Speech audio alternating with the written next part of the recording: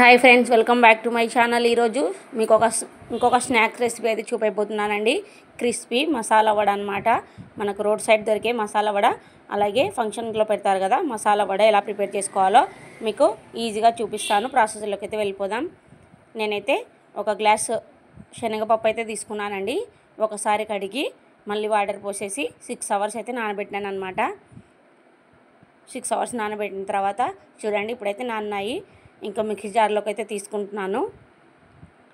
Mixie జార్లో తీసుకున్న తర్వాత కొన్ని అల్లం ముక్కలు, టేస్ట్ అయితే చాలా బాగుంటాయి ఫ్రెండ్స్. మీరు కూడా ఇంట్లోనే ట్రై చేయండి. కొన్ని అల్లం ముక్కలు యాడ్ చేస్తున్నాను. అల్లం ముక్కలు యాడ్ చేసి ఇంకా మిక్స్ అయితే పట్టుకుంటున్నాను అనమాట. చూడండి, ఇలా బరకగా పట్టుకోవాలి, మరీ మెత్తగా పట్టుకోవద్దండి. ఇంకా గిన్నెలో తీసుకున్న తర్వాత కొంచెం క్రిస్పీనెస్ కోసం బియ్యం పిండి అయితే యాడ్ చేస్తున్నాను. బియ్యం పిండి అలాగే సాల్ట్ కూడా యాడ్ చేశాను.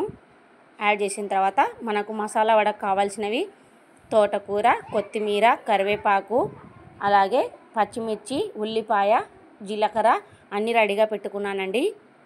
ఇంకా ఇప్పుడైతే వీటన్నింటినీ పిండిలోకి యాడ్ చేస్తున్నాను. ఫస్ట్ అయితే జీలకర్ర యాడ్ చేశాను.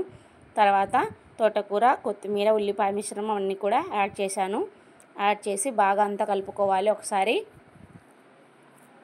ఇంకా కలుపుకున్న తర్వాత నేనైతే ఆయిల్ పెట్టేశాను స్టవ్ మీద. అయితే ఆయిల్ కూడా హీట్ ఎక్కిపోయిందండి.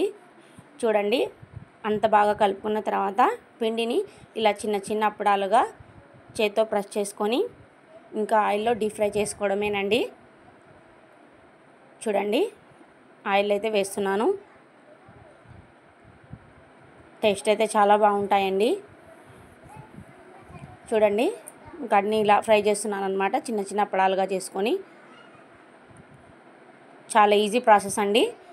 మనకు పిల్లలకు సాయంత్రం పూట ఈవినింగ్ టైంలో స్నాక్లా చేసి పెడితే చాలా బాగా తినేస్తారు పిల్లలైతే. ఇంకా ఈ విధంగా పిండి మొత్తం అయితే చేసేసానండి. చూడండి ఫ్రెండ్స్, మొత్తం అంతా పిండి అంతా చేసేసాను. చాలా ఈజీ మెథడ్ అండి. మీరు కూడా ఒకసారి ట్రై చేయండి.